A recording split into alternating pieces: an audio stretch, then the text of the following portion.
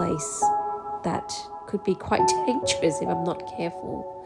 But I really have walked her as far as I could to that point, and I'm grateful for the experience and for, I don't know, the motivation that has taken me here. I hope that you guys get to see what I'm seeing right now, because it really is incredibly humbling.